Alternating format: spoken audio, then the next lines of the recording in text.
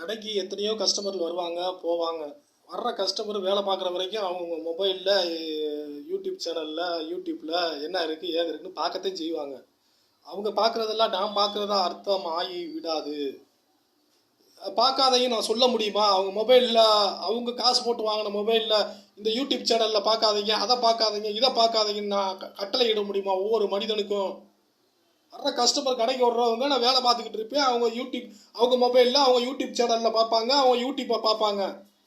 இதை ஏன் பார்க்குற, இதை ஏன் பார்க்காதன்னு நான் சொல்ல முடியாது. நான் ஒவ்வொரு மனிதனுக்கு கட்டளை இட்டுக்கிட்டே இருக்க முடியுமா? கடைக்கு 1000 பேர் வருவான் போவான், 1000 பேர் பார்க்கத்தான் செய்வான். அவன் மொபைலில் என்ன இருக்குது ஏது இருக்குன்னு பார்க்கத்தான் செய்வான்.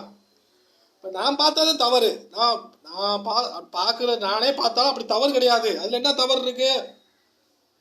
வர்றவன் அக்கீம் வாரான், நீ காலையில் அக்கீம் வந்தான் அவன் மொபைலில் என்ன இருக்குது ஏது இருக்குது, யூடியூப் சேனலில் என்ன இருக்குது ஏது இருக்குன்னு பார்க்கத்தான் செய்கிறான். பார்த்துக்கிட்டு இருக்கும் போது செந்திலுடைய மக வந்துருச்சு, அந்த பேபி வந்துருச்சு.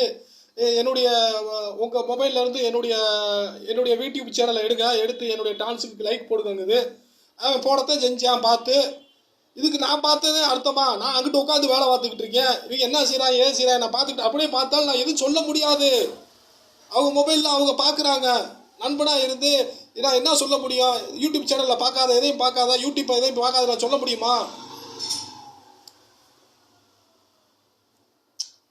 போகிறவங்க போங்க, சொல்லிக்கிட்டு இருக்காதீங்க. போகணுன்னா போயிருங்க தயவு செய்து. நீங்கள் என்கிட்ட அதை சொல்லணும் இதை சொல்லணும் இப்போயே போகிறது நல்லது. இதுக்கு முன்னாடி 10 வருஷம் கழித்து போயிருந்தால் ரொம்ப மனவேதனைப்பட்டிருக்க வேண்டிய சூழ்நிலை உருவாகும். இப்போயே போனது ரொம்ப சந்தோஷமாக இருக்கும். அவ்வளோதான், போகிறவங்க போயிருங்க. எதுக்கு இதெல்லாம் சொல்லிக்கிட்டு இருக்கீங்க? எனக்கு கொடுக்க வேண்டிய காசை கொடுத்துட்டு போய்கிட்டே இருங்க. தேவையில்லை.